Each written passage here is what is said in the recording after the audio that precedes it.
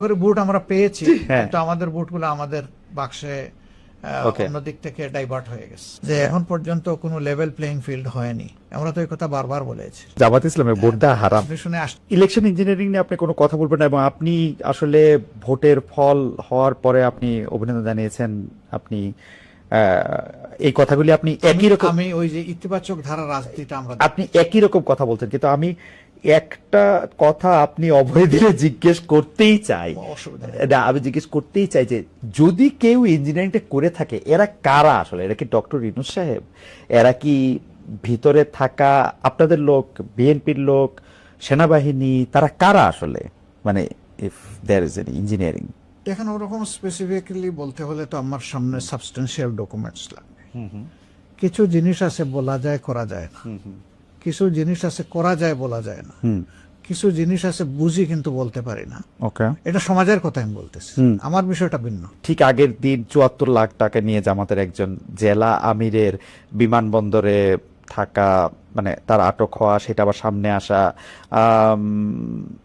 এইটা আপনাদের ভোটের ক্ষেত্রে কিছু কিছু, মানে ঠিক আগের দিন এটা ক্ষতি। আমি বলি, এই ব্যাপারে পেছনে বৈধভাবে খরচ করার একটা সীমানা ছিল। এই ব্যাপারে সংগঠন তিনি শুধু একজন মানে দায়িত্বশীল নেতা নন, তিনি এই সমাজের একজন নাগরিক, তিনি ব্যবসায়ী, তার ব্যবসার টাকা হতে পারে।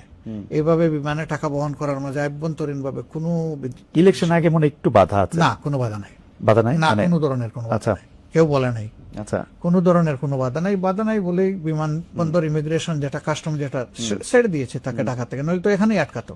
তো এখানে তো আটকায় নাই। যে ব্যাংকের থেকে তো ১ লাখ টাকার বেশি তোলাই যেতেছিল না ওই সময়, বা এটিএম কার্ড থেকে তোলাও দিচ্ছিল না। আমি মানে ব্যাংক থেকে সব টাকা মানুষ ব্যাংকে রাখে, তাও আমিও তো আমার সব টাকা ব্যাংকে রাখি। makes sense। আমি ব্যাংকে সেফ মনে করবো কেন? যে দেশে ব্যাংক ডাকাতি হয়ে যায়, যে দেশের ব্যাংক ডাকাতি হয়ে দুনিয়ার লন্ডারিং হয়, সেই দেশের ব্যাংকে আস্থা কোথায় জনগণের? জামায়াতে ইসলামী অতীত, আমি আপনাকে কোট করছি, জামায়াতে ইসলামী অতীতের অনেক রেকর্ড ভঙ্গ করে আজ দেশের ইতিহাসে অন্যতম বিরোধী দল হিসেবে আত্মপ্রকাশ করেছে।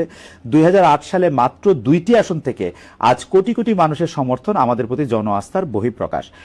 আমার যেটা মনে হচ্ছে যে সার্বিকভাবে আপনি ফলে এক ধরনের সন্তুষ্টি প্রকাশ করেছেন, কিন্তু আমার জানার ইচ্ছা যে এইটার কারণ কি আসলে, মানে কি এর পিছনে আছে আজকে জামায়াতে ইসলামীর এই রকম একটা ওভারওয়েলমিং পপুলারিটির পেছনে? এটা কি আপনি এক্সপেক্টেডটা?